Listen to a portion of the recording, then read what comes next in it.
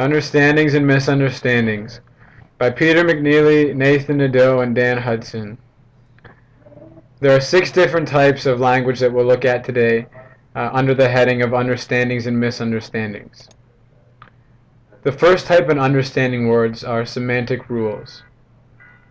Language is rather like plumbing, in that we pay the most attention when something goes wrong.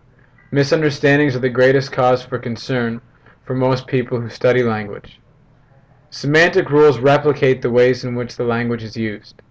The users of the language allocate meanings to a particular linguistic symbol. These rules tell us that cars are meant for driving and typewriters are meant for typing. Without semantics, communication would be impossible because we would all use symbols in unique ways without sharing meaning. Semantic misunderstandings arise when people attribute different meaning to the same words. They can come in several forms. Equivocal language consists of words that have more than one commonly accepted definition. Some can be amusing. For example, family catches fire just in time.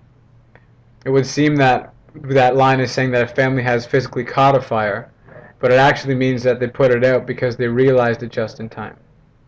Another one could be, one friend says to another, "I'll bet you $1 that Pat Boone is at the gym right now."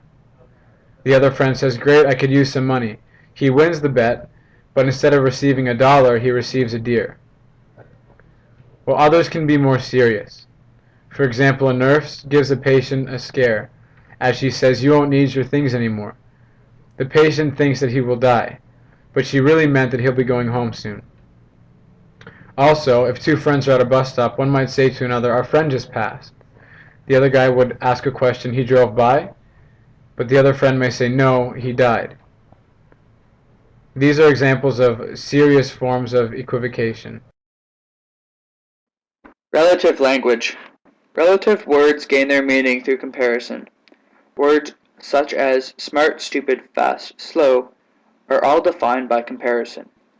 Some relative terms are so common that we mistakenly think they have one meaning. Using relative terms without explaining them can lead to communication problems, whether "I think it's warm, you think it's cold." Food. "I don't think it's spicy, you think it's very spicy." The problem results from a failure to relate the relative subject to a more measurable term. Static evaluation. The tendency to view people or relationships as unchanging. Jamie is a nervous guy, judging defining people by certain qualities. Statements that contain or imply the word "is" lead to the mistaken assumption that people are consistent and unchanging. Instead of labeling Jamie as permanently and totally nervous, his nervousness could be defined in context and not as an absolute. Instead of calling yourself shy in a new place, you could say that you just haven't met any new people since moving to the place. The first statement implies that shyness is a characteristic of yours that is unchangeable, while the second suggests a temporary or situational aspect. The next idea we're going to talk about is abstraction. When it comes to describing problems, goals, appreciations, and requests, some language is more specific than others. Abstract language is vague in nature, whereas behavioral language refers to specific things that people do or say. We use higher levels of abstraction all the time.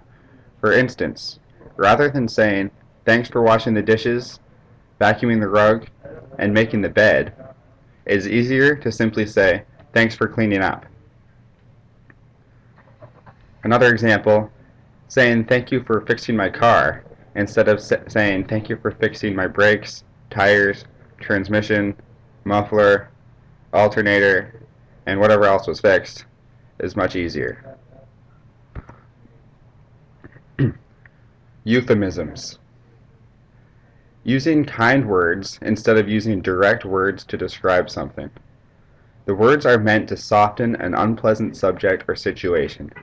The problem with using euphemisms is that the message may not come off as accurate as it should be. There are instances where poorly planned, blunt language can be harmful. For example, depicting how someone died a violent death as opposed to simply saying they pass on. However, at the same time, being too soft in terms of language can leave others wondering what exactly a message is.